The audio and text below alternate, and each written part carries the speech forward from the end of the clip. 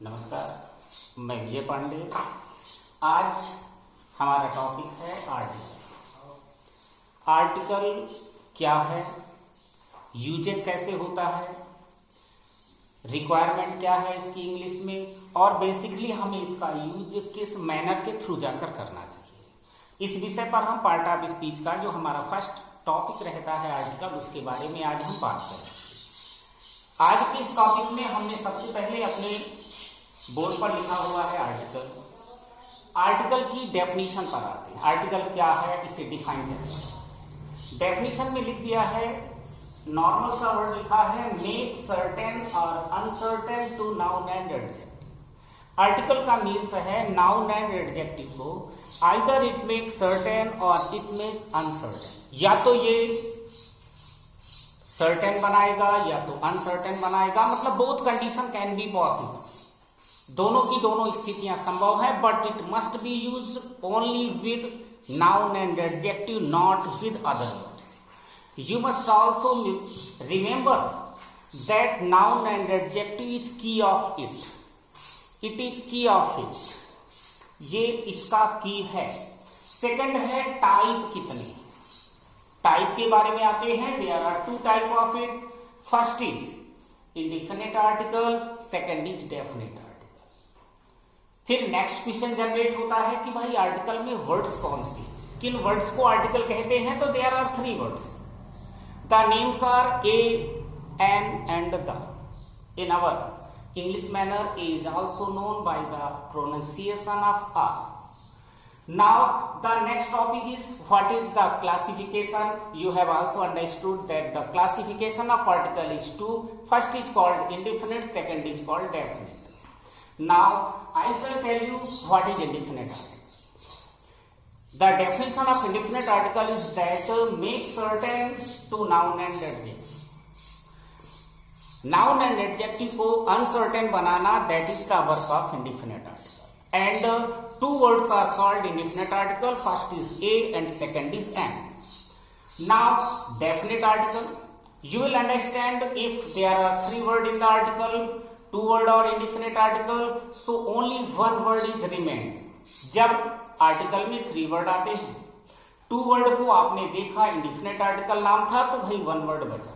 कौन सा? The. Indefinite article a और an, definite article only the. इस दा के बारे में लिखा है make certain to noun and adjective. ये वर्क क्या करेगा? नाउन एंड एडजेक्टिव को सर्टेन बनाने का काम करेगा। संज्ञा और विशेषण अगर निश्चित स्थितियों पर हैं तो हम वहां पर दा नाम के वर्ड का यूज करेंगे, अदरवाइज हम नहीं कर सकते। फिर प्रश्न ये पैदा होता है, जब हमारे पास थ्री वर्ड हुए, first is a, second is an, last is the, use कैसे होगा? ए का यूज कहां पर होगा? नॉर्मल सा आंसर है, with consonant according to Hindi. जितने ओवरऑल कॉन्सोनेंट होंगे, but we must also remember that it must be according to Hindi. Hindi के अकॉर्डिंग ही होनी चाहिए। ए का प्रयोग हिंदी के अकॉर्डिंग, जिसमें हमने नोटिफाइड किया है का से ज्ञा हिंदी पे, इनके साथ ए का प्रयोग होगा। आप ये कह सकते हैं, किसी ने वर्ड बोला यूरोप, यूरोप पे फर्स्ट वर्ड EUROPE, एपियर होता है, इंग्लिश का वॉवेल है, बट हिंदी में ये कॉन्सोनेंट है, सो इसके साथ ए का यूज होगा।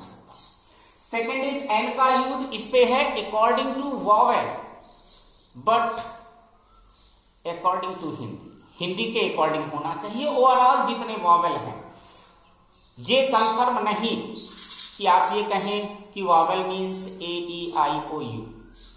मैं आपको ये भी बताना चाहूंगा कि वॉवेल के अकॉर्डिंग 5 वर्ड हैं AEIOU, लेकिन इन 5 वर्ड में जो AEIOU हैं, इनमें से 2 ऐसे वर्ड हैं जो इवर वॉवेल रहते हैं, और 3 ऐसे वर्ड हैं जो अननेसेसरी वॉवेल होती है।